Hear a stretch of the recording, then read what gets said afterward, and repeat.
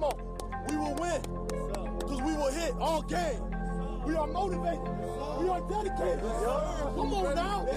Come on now. We will win. Because we are the best on the field. And we hit the field light, all day light, all night light, on the blue light, offense light, defense light, his squad light, house call light, and the sound light, and the sound light, and the sound light.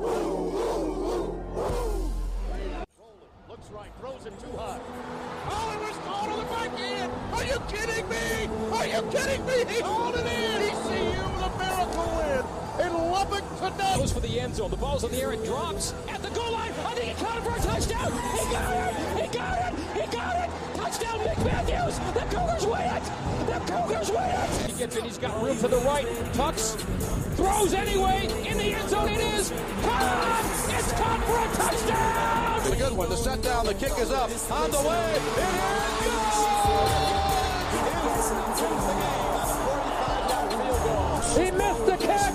Do you believe this? With 1:11 to go, he missed the kick. He is up, and the kick is no good. And the Cougars are going to win the football game. Donnell Barnes over on the far side. He's going to keep it himself. Cut back inside. Slams for the touchdown. And the forever. I'ma do this here forever. Welcome everybody to the Short Sports Show. I am your host, Daniel Short. Today is Monday, January 4th, 2016. Welcome everybody. I hope everybody had a great weekend. You obviously know that I had a great freaking weekend. Yeah. It didn't start off so strong. It did not start too strong, but it finished perfectly. Obviously knowing that I'm talking about the TCU football game. Oh yeah, that was fun.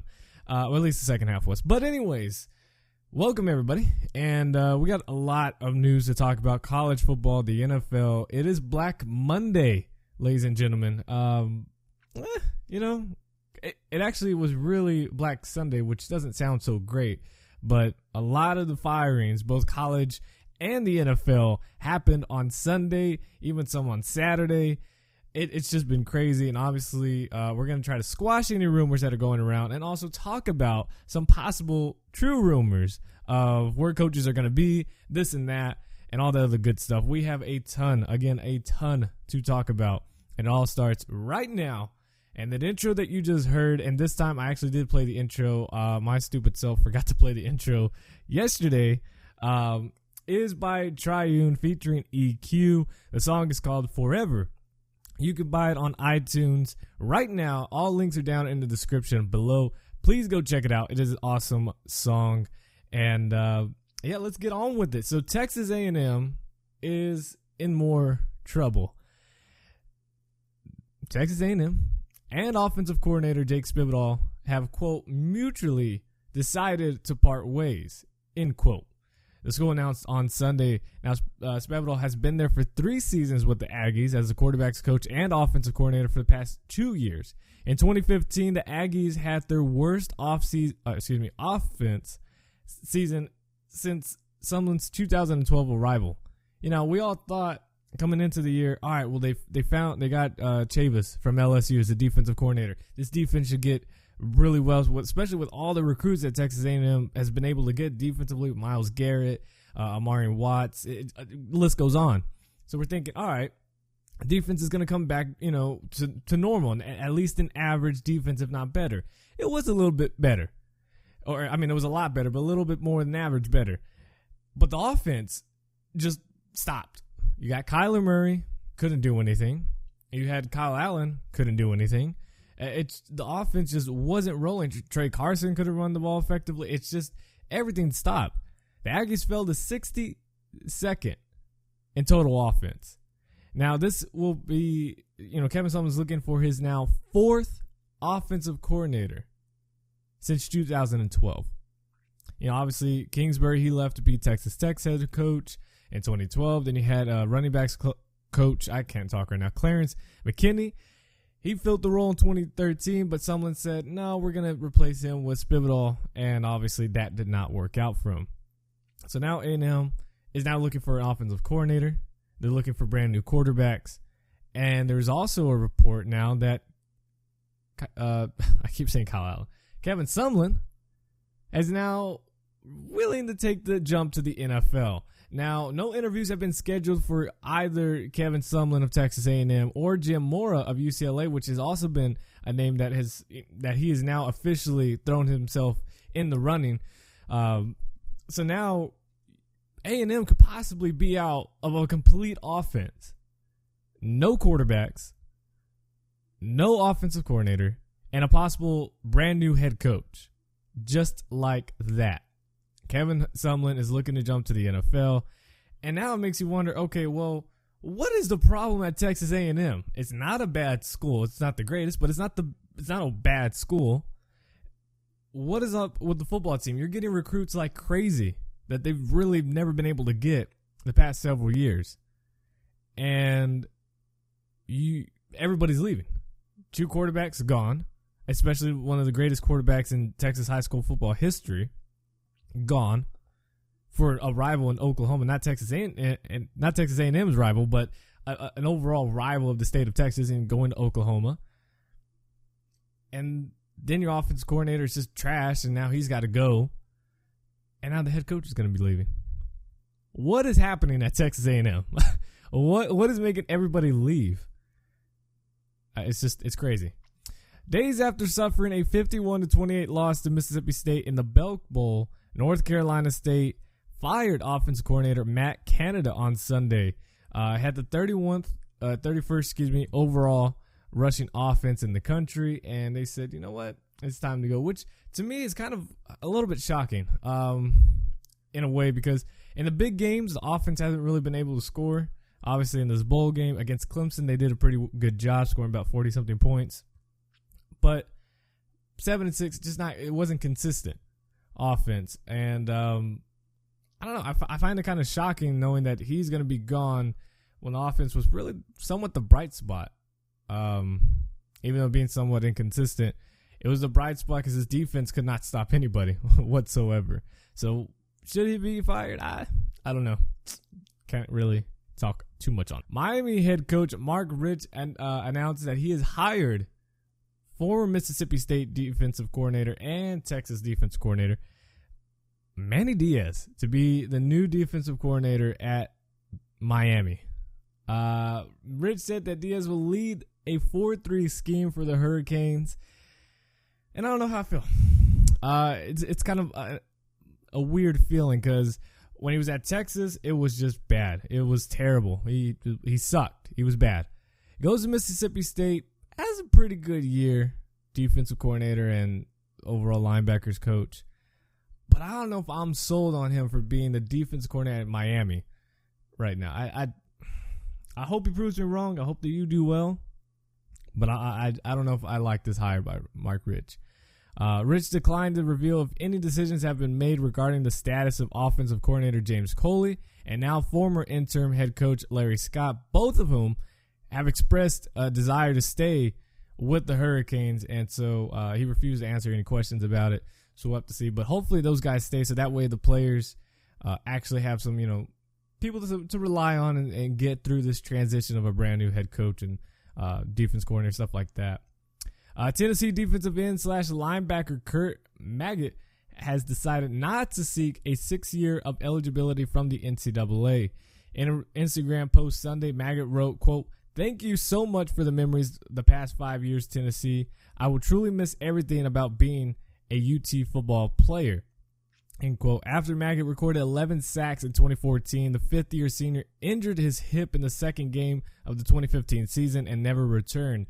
Magott could have sought a 6th year of eligibility because he had redshirted back in 2013 due to a tore ligament. So, in his right knee. So he could have just been able to get a medical redshirt basically and play one more year. He decided not to, most likely just saying, you know what, I'm just going to rehab and get ready for the NFL. Probably, a 4th, 5th round draft pick out of him, depending on how his recovery is going. But hopefully he has a good story to tell for his family that he can still make it, as we've seen a lot of players be able to get over these injuries now and be able to go back to somewhat their original selves. Notre Dame wide receiver Will Fuller changed his mind on Sunday. He announced on Twitter that he will turn pro and enter the NFL draft. Fuller led the Irish with 62 catches this season with 1,200 yards and 14 touchdowns. ESPN's Mel Kiper ranks Fuller as the 6th wide receiver in the NFL draft. I don't know if I could put him that low. Will Fuller, he's got some skill to him. I would definitely draft Will Fuller if he came. Obviously, the top 2 wide receivers, Josh Doxson and Laquan Treadwell. Both of those guys are going to go first, second round. And then I think Will Fuller, I know there's Mike Thomas if he comes out from Ohio State. But, man, I think I'm going to go Will Fuller just because of his experience, his attitude that he has on and off the field, not really getting into trouble. I think I would take Will Fuller. Notre Dame running back C.J. Prosise announced his decision to enter the NFL draft. Excuse me, I cannot talk today. On Saturday on Instagram, he played 11 games this season, rushing for 1,000 yards and 11 touchdowns. Also catching 26 catches for 308 yards and a touchdown. He is ranked by Mel Kiper as the 3rd running back in the 2016 draft class behind, of course, Ezekiel Elliott and Alabama's Derrick Henry. That tells you really there's a drop-off at running backs. Now, don't get me wrong, no disrespect to C.J. Prosise. Great running back. He reminds me a lot of who is now the running back for the Detroit Lions, and his name has just slipped my head right now. Theo Reddick. That is who I was talking about. He reminds me a lot of him catching out of the backfield. C.J. Prosise, probably a little bit more complete running back running the ball. But that's who he reminds me of. But it tells you there's a huge drop-off. Ezekiel Elliott and Derrick Henry are big-time playmakers at running back. And then C.J. Prosise is just like, good, solid running back, okay-ish, really. I don't know. And then the most questionable decision, and maybe not decision, but just things have just not worked out for him. That's Penn State junior quarterback Christian Hackenberg, who will forego his final season and enter the NFL draft. Hackenberg announced his intention after the Nittany Lions' 24-17 loss Saturday in the bowl game against Georgia, which he left early with a shoulder injury. He said that it was a sprained right shoulder. Won't be anything too serious. Just didn't want to go back in the game and hurt it even more, and obviously couldn't really throw the ball. Draft analyst Mel Kiper and Todd McShay both have Hackenberg listed as the 5th best draft among the draft eligible quarterbacks.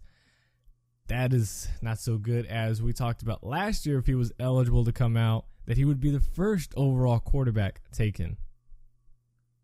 Yeah, not so much. Honestly, I know people are going to say, well, it's the offensive line, it's the play calling, it's this and that. Hackenberg really just, I don't know. He's not sold on me. I would not take him in the top 3 draft picks or draft rounds. I just, not my cup of tea. I couldn't deal with it. I don't think he's got the complete skill set. But what is interesting, though, to think, and most likely will happen, if there's going to be one team to take him high, and when I mean high, but I mean just higher than anybody else, really, is the Houston Texans. And I think we all know why, with Bill O'Brien being there. That was the only year, his freshman year, that Christian Hackenberg was good, was actually, competable. He was actually good. I mean, he's sucked the past 2 years with the bad offensive line. Yes, I know, but he's just been terrible. The completions aren't there. The decision making's not there. Yes, he has the high, your pro style skill set of a quarterback. Everything you like of him, can see transition to the NFL very easily, but he just doesn't make the right decisions, and he's not real accurate. He's not real strong arm. It's just all these things that it's like, well, not really all putting together. And but yeah, that's the only team. The Houston Texans taking him. Others are Ohio State linebacker Darren Lee is the latest Buckeye to announce his intentions to enter the NFL draft. Lee's announcement came a day after Ohio State defensive end Joey Bosa, Ezekiel Elliott, Cardale Jones, and also Tyvis Powell all have said they are leaving. That is up to 5 players moving on to the NFL with potentially 4 more decisions still to be made. Juniors thinking about going, redshirt sophomores thinking about going. And Urban Meyer, are you going to go? What's going to happen when you got to replace all of these guys? Now, I know the recruiting's there for the past couple years. But, man, this is going to be tough to replace Ezekiel Elliott. Cardale Jones, who cares? Joey Bosa is going to be tough. I know you got his younger brother, which had that crazy tweet to get all Ohio State Buckeye fans get the goosebumps, the chills when he said, I'm going to finish what you started. Man, I'm not an Ohio State fan, but I'm just saying, if I was, it gives me goosebumps. It gives me a little bit of chills saying, all right, got some big shoes to fill. Let's see if you can do them. I love the confidence. So, yeah, Lee, he's projected to go in the 23rd overall in the 2016 mock draft. Obviously, those are going to change up and down as we got many more months to go for the NFL draft.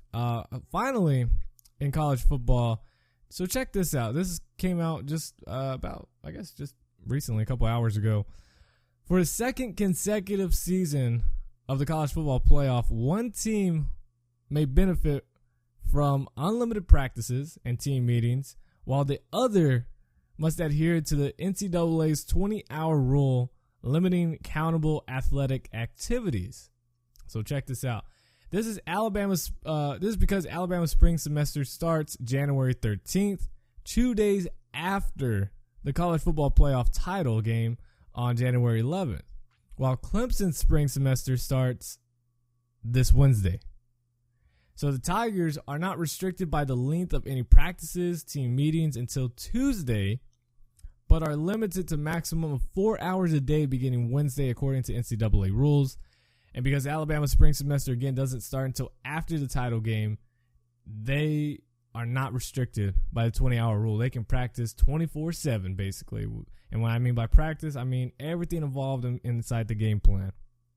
And in a week leading up to last season's title game, number 4, Ohio State was able to conduct unlimited practices and team meetings, while number 2, Oregon had adhered to the NCAA rule because of schools' different academic schedules. Now, Oregon head coach Mark Helfrich said it was a bit of annoyance for competing teams to have different perimeters, but he did not focus any energy on it. And then Ohio State linebacker Joshua Peary admitted that it might have been an advantage to the Buckeyes, saying, quote, I would say one thing that was an advantage to us was that we weren't worried, about getting a new syllabus, about shaking professors' hands, or trying to figure things out for a semester. Is that a huge advantage? No, because you go the whole season doing the same thing anyway. You're in class, you've got a game plan, end quote. So practices, weightlifting, any film sessions or meetings required by coaches count towards the 20-hour limit in that week. The game also counts as 3 hours that week that it happens, no matter how long it lasts. So Clemson is on somewhat of a disadvantage of it, but that truly does suck. Because we saw, and it might not have been a difference. It could have just been skill, and it could have just been, Ohio State was just better than Oregon last year. But if it does, it does help, obviously. It does help that Ohio State was able to practice in game plan, team meetings, every single thing, film sessions. Everything you can imagine was unlimited before that game. While Clemson only has 2 unlimited days, and then, boom, they got to get ready for school. They got to do all the other stuff. Not trying to make excuses for Clemson or for Alabama, but yes, it definitely sucks. And I think, and obviously the NCAA can't change that rule because it's based on when the school's academics, and they can't just say, all right, well, players, you're good for the next 2 weeks, and then, you can get started. It doesn't work that way, but it definitely sucks for Clemson. And, maybe you'll start seeing the bigger schools. I highly doubt this would happen, but maybe you'll see schools like Clemson now, maybe Oregon, schools that most likely could be in the playoffs again, and maybe say, you know what, maybe we should push it down like Alabama has it. Maybe we should change it up. Obviously, it depends on quarter and term, semester. It's crazy. But anyways, Alabama has somewhat of a little advantage.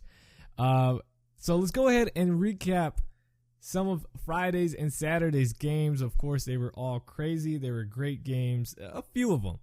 A lot of them were blowouts, which was being blown up by the media. Everybody was like, man, these games aren't competitive. What's going on? And it really was. This year has been the biggest year, I think. We've had the most games that have been just blowouts that weren't competitive at all. And it's crazy because you think when you look at this on paper, you're like, oh, this is going to be close. It's going to come down to a field goal, a touchdown. It's going to come down basically to the last quarter. A lot of these games were decided by the first half. Well, except for one of them. But we'll get into that in just a little bit. First game on Friday was Stanford. Well, actually, it wasn't the first game, but we're going to go through it first. Was Stanford and Iowa. Ladies and gentlemen, Christian McCaffrey. Well, first of all, I forgot who tweeted it, and I saved it too. I don't know who tweeted it, but they came out with a new rule change, and I absolutely love it, and I think everybody else will love it as well. So in case you didn't see the tweet, you guys let me know what you guys think. So the person tweeted out saying, new rule. First, we don't announce who the Heisman Trophy winner is until after every single bowl game is done. That includes the college football playoffs. Because I think we all know who should have been the real Heisman Trophy winner, and that's Christian McCaffrey. I don't think there's any doubt. Other than, the typical Alabama fans that aren't going to listen. They're just going to be hard-headed and just not listen. We all know, true college football fans know that Christian McCaffrey is the real 2015-16 Heisman Trophy winner. For him to have the game that he had against Iowa and the season that he had, it just completes it all. It truly does. 18 carries, 172 yards, 4 receptions, 105 yards and a touchdown, and he had a punt return for a touchdown. This kid literally can do it all. If he can throw, if he gets some passing touchdowns next year, this kid's unstoppable. I mean, he truly is. Christian McCaffrey, in the fans' eyes, the unofficial true Heisman Trophy winner is Christian McCaffrey. No doubt about it. Not even close. Derrick Henry, not even close. It's not close. And I'm not talking about even if Derrick Henry had over 100 rushing yards against Michigan State, and especially how the game went, Christian McCaffrey wins it. He can do it all. It's about who is the best player, who can basically do it all, and who's had the best year, and it's Christian freaking McCaffrey. It really is. Now it's like, man, we got to, because of how the playoffs went, imagine if it was Stanford and Alabama, the true game that I guess we all really wanted to see. Because Michigan State, I think, even though it looked good on paper in the way they're kind of playing towards the end of the year, it's like, all right, well, this should be a good game. Obviously, it wasn't. And, Iowa obviously shows they shouldn't have been there either. Iowa's the team that we all thought they were. At Stanford, it's like, man, why did you guys lose that last second basically touchdown to Oregon? Take that away, and it looks like Stanford might be in it. Because they probably would have gone to the Pac-12 championship. But anyways, Stanford, of course, just goes on, dominates. It is 35-0 at halftime. And they end up closing the game 45-16 over Iowa. I even picked Iowa to win this game. I picked Iowa because I thought, all right, this defense is ready. I know Christian McCaffrey's great and all, but Iowa's there. Not the first play, 75 yards. It's the same route that he's ran all year and towards defenders. Just basically the Texas route, coming out of the backfield, cutting up, middle of the field, and going all the way for a touchdown. Wasn't close. So Stanford goes on to win it 45-16, wins the Rose Bowl, completes a great year, and just imagine the recruiting for next year. And going to be highly favored. And we're going to talk about the rankings here in just a minute. Then you had Notre Dame and Ohio State, which was a pretty solid game. It truly was. You had Ezekiel Elliott doing his thing, 27 carries, 149 yards, 4 touchdowns. You had Will Fuller doing his thing, 6 receptions, 113 yards, and a touchdown. Deshaun Kaiser led all passing with 284 yards and 2 touchdowns. Also had a couple picks. But Ezekiel Elliott got it done 14-0, 28-14 at halftime, and done just like that. It was really not close. I mean, Notre Dame started getting in it towards the later half, but Ohio State just kind of put it together. Excuse me, and finished it. I know the Joey Bosa thing kind of had the big talk just because he's looked as the number 1 overall draft pick. But Ohio State also, you talk about them maybe being the real Big Ten championship winner, because obviously if they played Iowa the way Iowa played, Ohio State's better. And Michigan State, you do that game over, maybe they feed Ezekiel Elliott a little bit more, and the game's different. Not too much, because they really did shut down the entire running game and the entire offense of Ohio State on the road too. So I don't know about that. But it really starts thinking about maybe we should go, and I know it gets annoying, but maybe the playoff should expand. And I know everybody's basically said, look, it's going to happen. It's going to be several years until it happens. We're going to have this 4-team playoff at least for another 3 years, possibly, maybe at least for another 2 years. We're going to have and that's including the 2016-2017 season. It's going to be 4 teams. And then maybe they'll say, all right, look, we're bringing in more money. Let's go ahead and make it an 8-team playoff or 6-team playoff. But, yeah, you got Ohio State. Stanford probably should have been in it maybe even over Oklahoma and Michigan State. Who knows? It's a tough call. It's easy to look back on it now and saying, oh, it should have been this team, should have been that team. You know, it's easy to look on it now than what it was. But dominating performances for both of those teams. And then you had Ole Miss just completely run Oklahoma State out.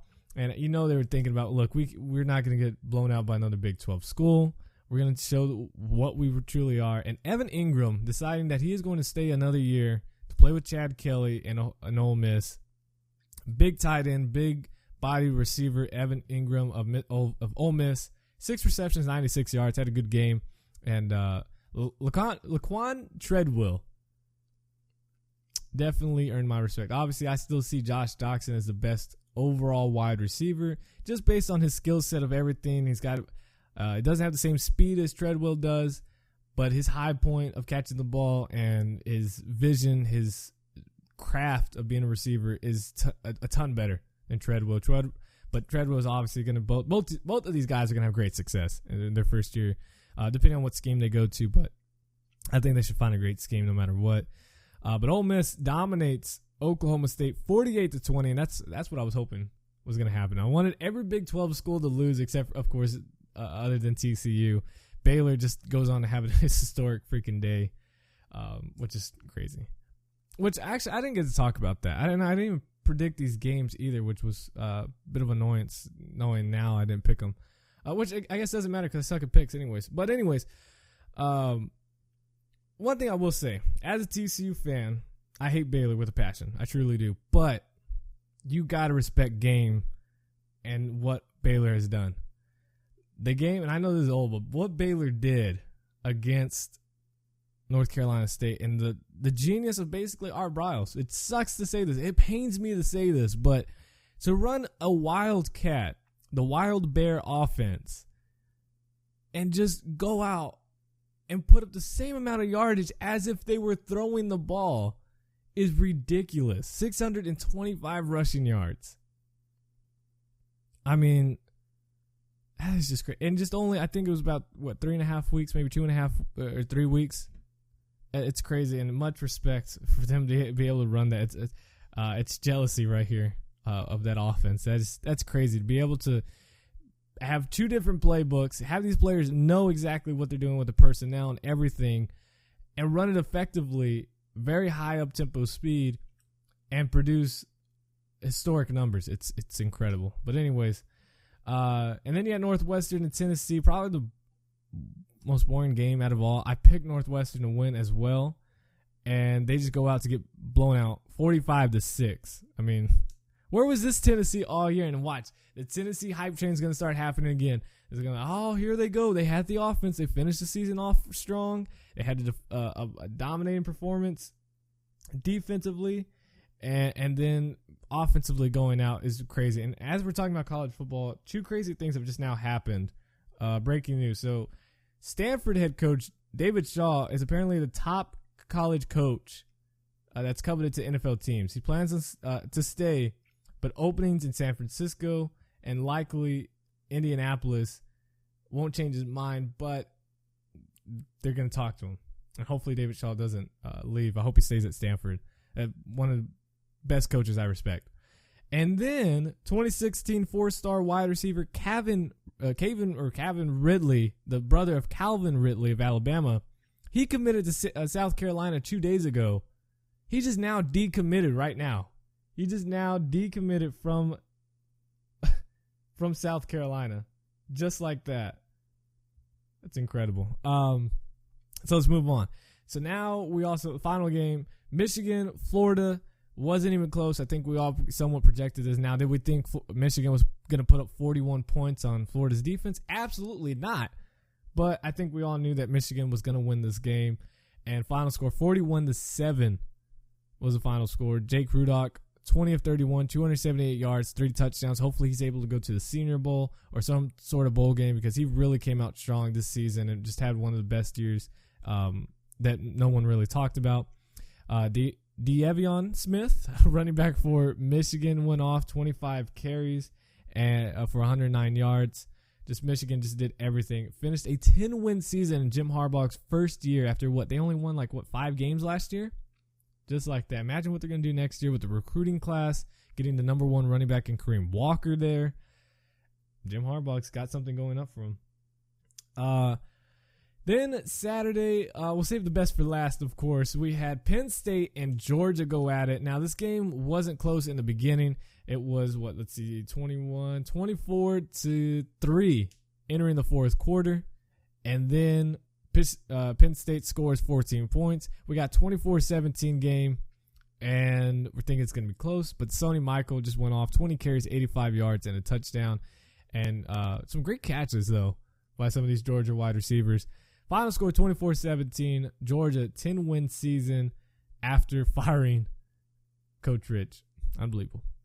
Then Kansas State, Arkansas was actually one of the best games that we've had this bowl season. I think it was one of the most competitive games and just all around a fun game to watch.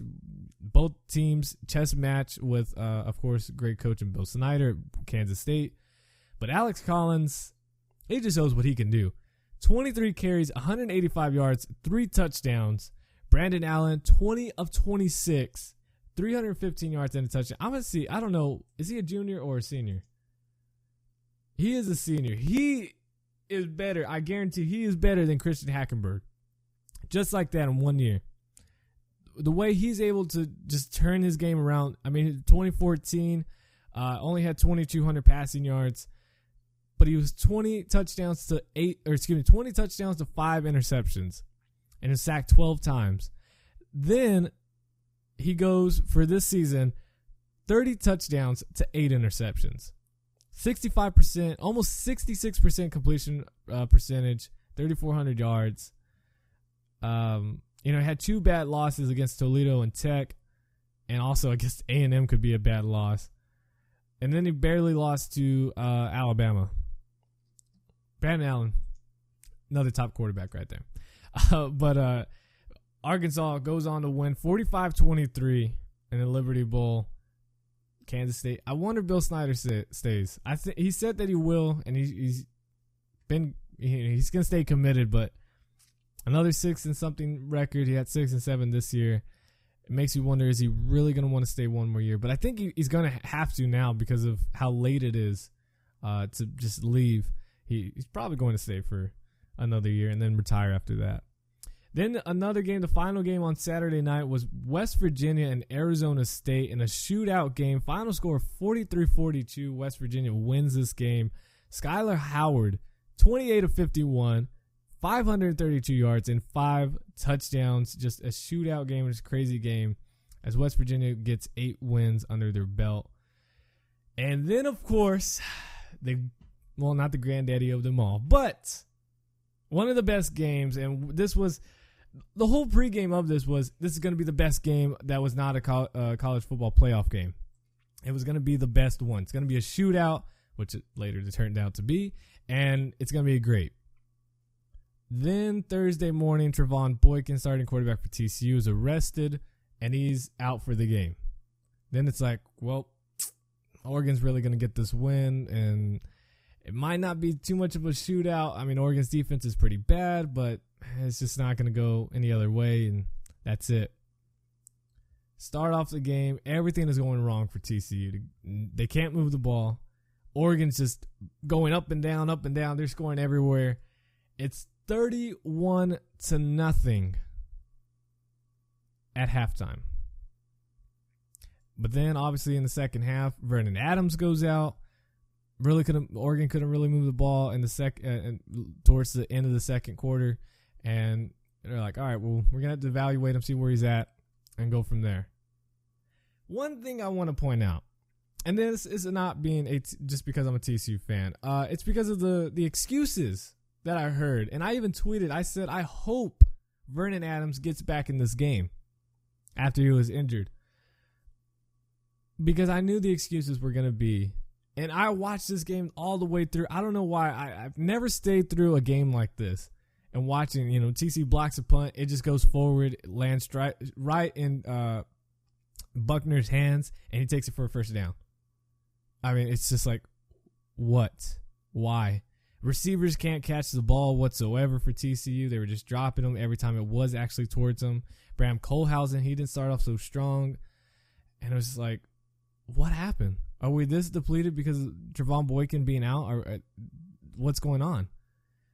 And, because the excuses were towards TCU were saying, oh, well, Boykin doesn't play defense. So, it's not Boykin's fault, that the team's playing so bad and this and that. So why can't that be repeated when Vernon Adams goes out and TCU obviously comes back to tie it in overtime, to take it to overtime? And everybody's like, oh, well, Vernon Adams wasn't in the game, so that's why TCU got back in it. Last time I checked, I didn't know Vernon Adams played defense. Boykin doesn't play defense. Did Vernon Adams did? I didn't see that. I'm sorry, I missed that. It's funny how they'll switch it on you. That's why I was like, that's why I said VA better get back in this game, because I do not want to hear excuses. Now, I had seen, back to my previous point I was making, I just jumped off topic, was when TCU was getting dominated against Kansas State, I stopped watching the game. I didn't watch the comeback until I think when Kendrick, when he picked off the ball, that's when I started watching it again. And I think that's right when the comeback started happening. But I did not want to watch that game. I was like, that is the game we're going to lose. We're going to lose to Kansas State on the road. That's just how it's going to end. And then the Oklahoma game, I watched all the way through it, but I was just depressed. And then, almost came back and won. Probably should have won it. And this game, I don't know why, but somebody told me just keep watching. I didn't think there was going to be a comeback. And when TC started scoring, and I was like, that's great. Got a field goal, got a touchdown, field goal. It's okay. And I wasn't too much into it. I was just like, I'm not going to say anything. And I kept getting, text messages, messages on Facebook, Twitter, and Snapchat, people saying, I didn't look at any of them. I mean, I saw them, but I didn't respond because I was just like, whatever. And then, of course, TCU completes the comeback. They come back, win it. Crazy game. I'm going crazy. Everybody was like, TC who?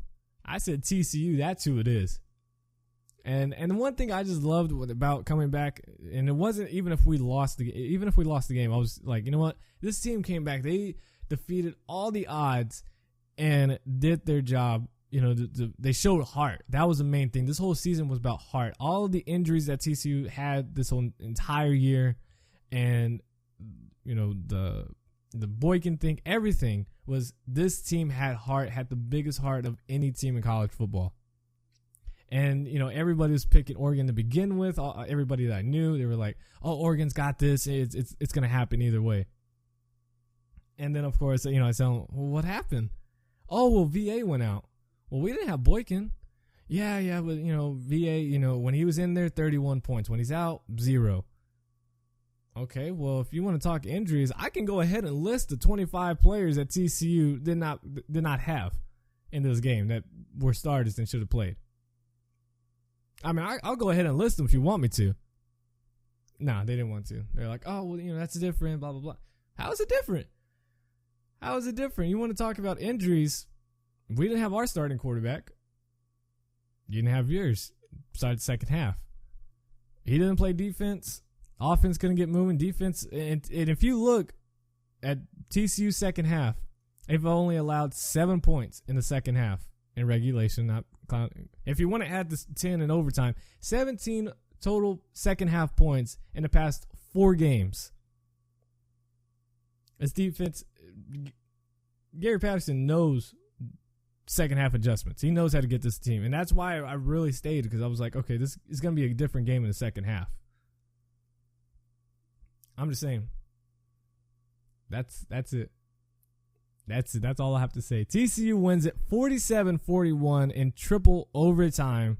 And the triple overtime is where I was shaking. That's where I got shaking. The whole comeback, I wasn't shaking. And when we tied it, probably should have gone for the touchdown. But that timeout in the second half killed us. The first timeout in the second half killed us. We should have, if we had that extra one, we could have gone for it. Called timeout after that. Because it was like 4th and inches, but we kicked the field goal to tie it. Bram Kohlhausen, what a story he had. He lost his dad a day before the Oklahoma game, which he then came into play and almost led the comeback to beat Oklahoma on the road. He had TB written on his arm for Trevon Boykin. And I have the whole interview and the highlights on my YouTube channel. Go check it out. 351 yards for Bram Kohlhausen, 2 touchdowns. Royce Freeman went off, though, 130 yards, 3 touchdowns. Why didn't they hand off the ball to him? You wouldn't say that Vern Adams wasn't in it. They should have fed him the ball more. I'm just saying, he went off, but the TCU stopped him too? Yes, they did. Darren Carrington, 7 receptions, 107 yards, and a touchdown. And TCU completes the second biggest comeback in college football history.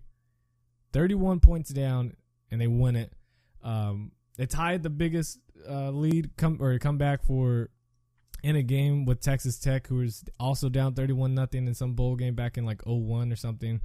And the biggest comeback was 35 points.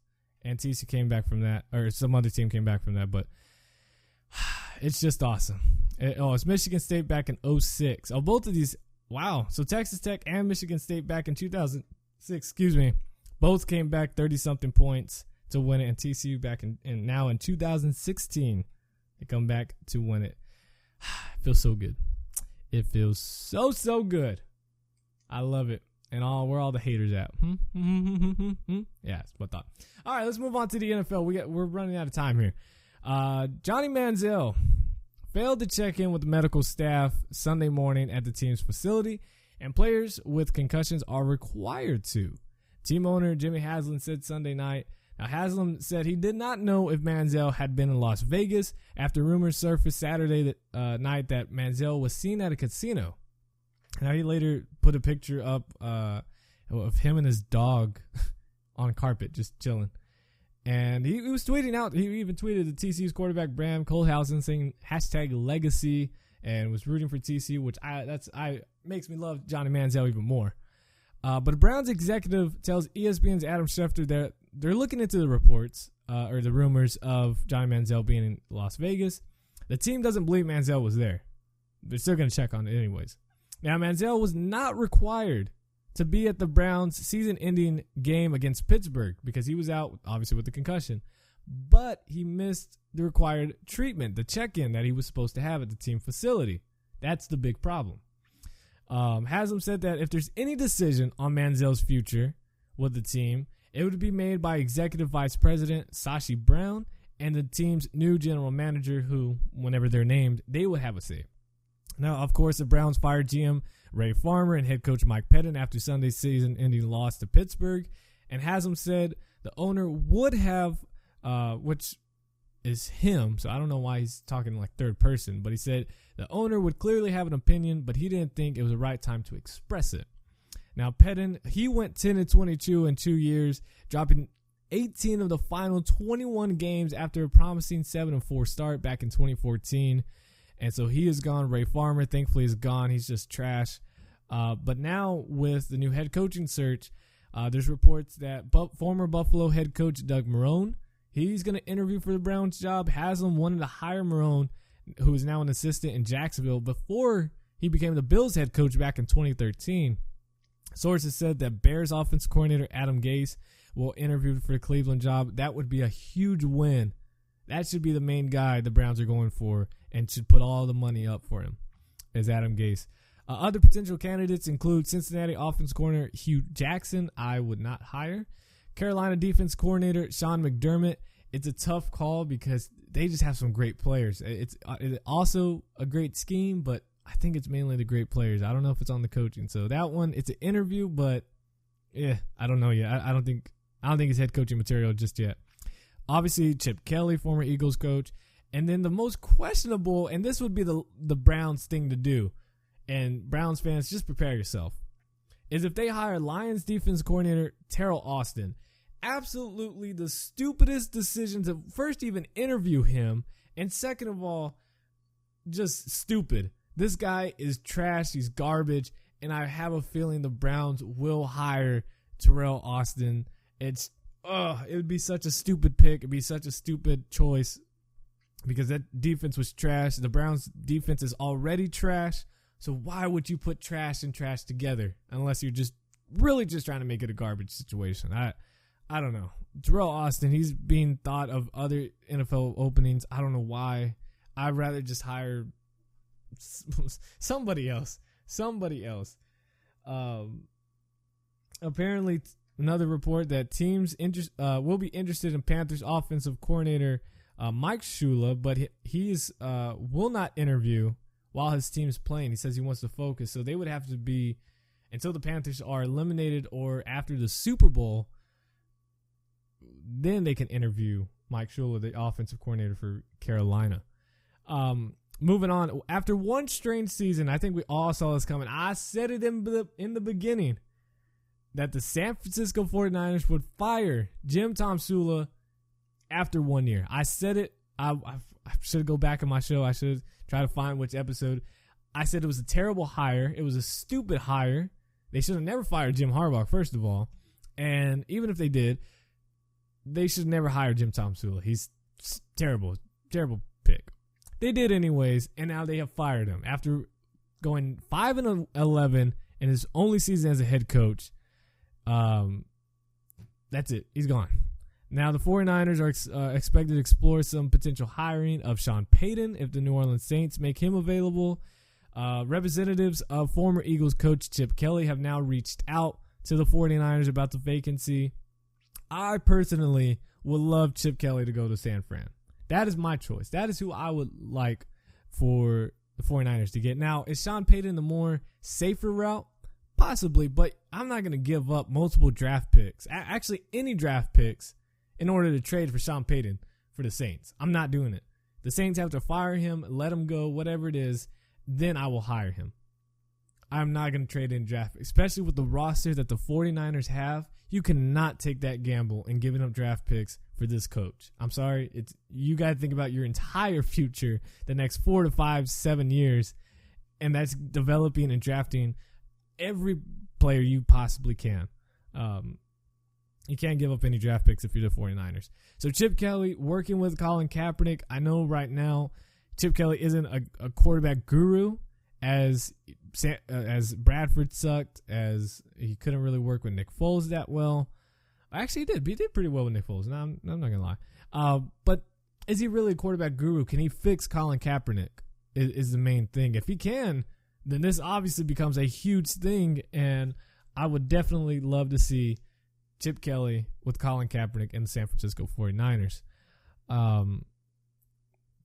But we'll have to see with that. Other teams believe that Saints will grant Sean Payton permission to speak with them about the head coaching vacancies this week. Schefter and Fox's Jay Glazer, who is close with Payton, both reported Payton and general manager Mickey Loomis are expected to meet this week to discuss options, and the decision could come down to compensation other teams are willing to offer to pry Payton away. Now, again, there are talks that the Saints are willing to trade Sean Payton to another team. One report said the Saints would want at least a second-round draft pick for him, at the very minimum. Now, John Gruden back in the day fetched 2 first-round draft picks, 2 second-round draft picks, and $8 million in cash when he was traded from the Oakland Raiders to the Tampa Bay Buccaneers in 2002, and we all remember how that went. Herman Edwards, he cost a 4th-round draft pick after he was traded from the Jets to the Kansas City Chiefs back in 2006. Ouch. I'm the 49ers. Yes, I would love to have Sean Payton. I'd rather have him over Chip, but I'm not giving up any draft picks. That's the final conclusion. And then finally, the former Denver Broncos and Washington head coach Mike Shanahan is scheduled to meet with the Dolphins now for the 2nd time. The interview will come Tuesday, and he also met with them Tuesday, December 22nd in New York, which the second meeting will also be placed in New York. In addition to the Dolphins, Shanahan will likely have some interest in the 49ers head coaching opening after he interviewed with San Francisco last year. So we'll see. But that right now is all. Let me check just to make sure. Yeah, that is all the rumors that we got right now for the head coaching stuff. And honestly, I like that. Now, there's one more I meant to talk about. Nick Saban of Alabama.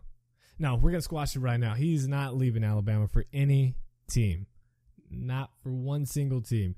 He's making over $7 million at Alabama. He's got, remember he talked about his family. We talked about it, I believe, last week or 2 weeks ago about his family being in Alabama, how he loves it there. He's comfortable and obviously has a dynasty right now at Alabama. And he's not going to be leaving Alabama for the NFL. It's just not going to happen. Basically, for the same money, if they even offer him more, it's like, you know what? No, I'm successful. I'm making a ton of money. I don't need to leave.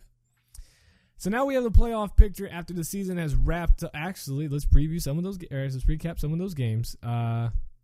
So the Jets decided, no, we don't want to make the playoffs. The Jets choked against the Buffalo Bills. Buffalo had nothing to play for other than being a spoiler, and they did just that. 22-17, and the Jets finished the year a positive 10-6. A great year by Ryan Fitzpatrick. A breakout record year for Brandon Marshall, who has the most receiving yards in Jets history. But they don't make the playoffs. They're out just like that. Chris Ivory, 6 carries, 81 yards. Question mark. 6 carries, 81 yards, and you still lost the game. You didn't give him the ball more. They said possible injury. They wanted to keep him fresh for the playoffs. Well, guess what? You're not going. Sammy Watkins, 11 receptions, 136 yards. He finished the year off strong for them, but that's it. That is it.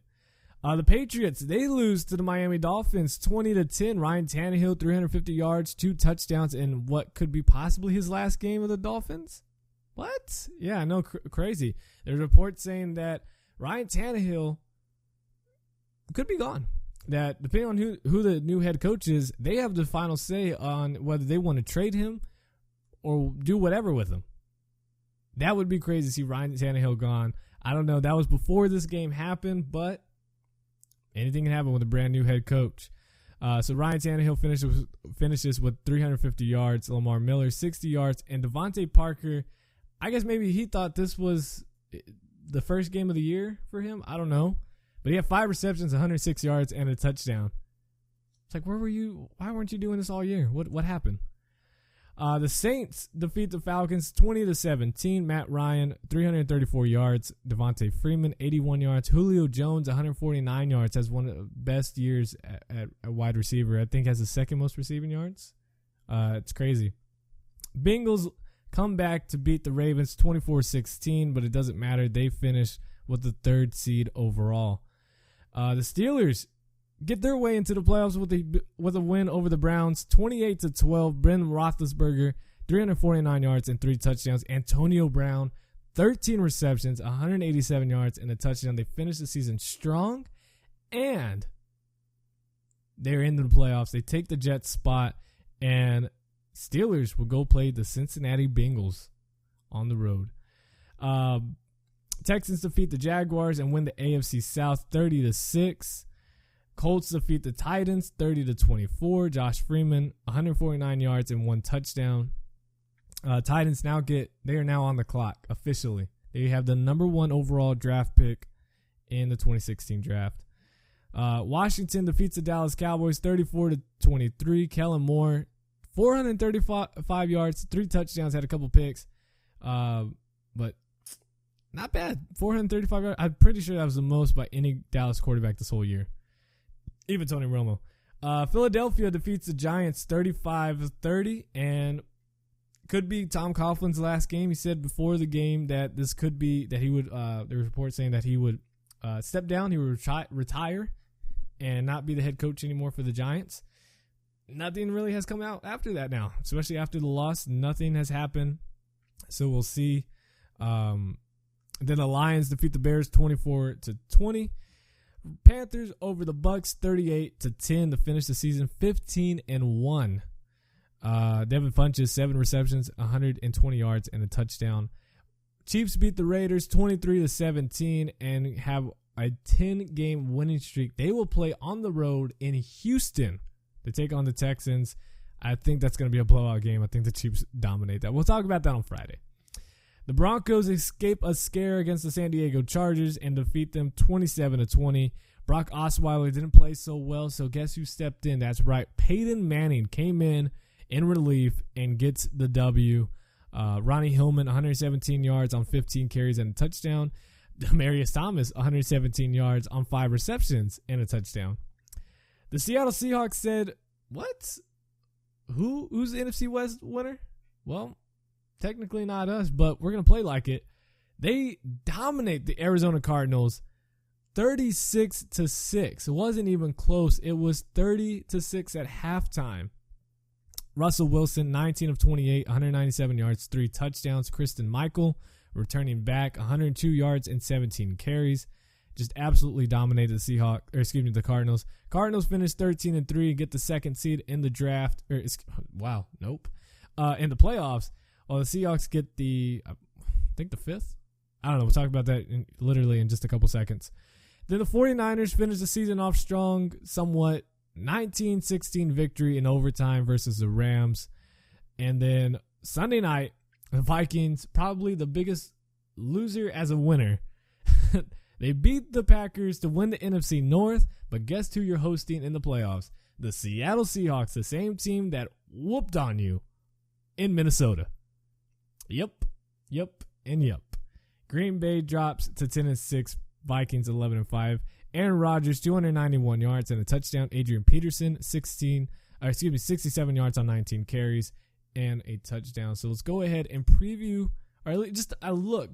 We'll preview it on Friday. So the AFC wildcard matchups, this is what we got. Number 6, Pittsburgh, taking on number 3, Cincinnati Bengals. Then you have number 5, Kansas City Chiefs, taking on number 4, Houston Texans. I believe in that order of no, because I think Kansas City plays on Saturday. I don't know. But anyways, I think Kansas City, Houston, Saturday night. But we'll talk about that. We'll get the times down on Friday's show. So Pittsburgh and Cincinnati, third game, division rival taking on this. Thankfully, it's in Cincy, gives them some hope. But it looks like A.J. McCarron will be the starting quarterback. They're preparing as if A.J. McCarron is the starting quarterback on Saturday or whenever they play. So not the best for Bengals after a pretty lackluster first half against the Ravens. Then on the NFC side, you have number 6 Seattle Seahawks taking on the number 3 Minnesota Vikings. Again, earlier this season, we knew this was possibly going to be a playoff preview, and again, it is. And the Seahawks, they absolutely dominated Minnesota. Now, Minnesota had some guys missing, and also some guys got injured in that game. So it depends on if these guys will be healthy enough. But Seattle's rolling on all cylinders right now, and they're going to make a run. And then you have Green Bay taking on Washington. That is going to be a very interesting game. I actually like how this ended up being. Obviously, I did not want to see Seattle at Green Bay, so having Green Bay go to Washington, especially the way Washington is playing, it's going to be a great game. It's going to be a really good game. But finally, the draft order, at least we have 1 through 20 locked down. We'll go through them real quickly and wrap up the show. You have the Tennessee Titans having the number 1 overall pick. Then you have the Cleveland Browns at number 2, San Diego number 3, the Dallas Cowboys number 4, Jacksonville number 5. Then you have Baltimore, San Francisco, Miami, Tampa Bay, and New York Giants to round out the top 10. 11 through 15 is the Chicago Bears, New Orleans Saints, Philadelphia Eagles, Oakland Raiders, and the St. Louis Rams. And then 16 through 20 is the Detroit Lions, Atlanta Falcons, Indianapolis Colts, Buffalo Bills, and the New York Jets. And now after the wild card, then we'll have 21 through 24 done, 26 done, something like that. Because then it starts going, all right, well, if this team wins, it becomes pretty simple after that. But that's it. That is it for today's show. We got to recap some of these games, college football and the NFL. Talk about some of the rumors for head coaching. Obviously, probably head coaches are going to get hired or fired right after the show. So just follow me on Twitter at @short_sports247. I'll tweet it at you guys. Over 300 followers on Twitter. I appreciate it, guys. I appreciate it so much. Thank you so much for listening. I hope you guys enjoyed. Be sure to check out my YouTube channel, The Short Sports Show, to subscribe while you're there. If you're listening on iTunes, be sure to rate, share with your friends and family. 5 stars helps a ton. Be the cool guy that likes and shares all the videos. And as always, guys, God first, God bless. I will see you guys this Friday morning. I'm out. Peace. Forever. I'ma do this here forever. Forever. I'ma do this here forever. Forever. I'ma do this here forever. Forever. I'ma do this here forever.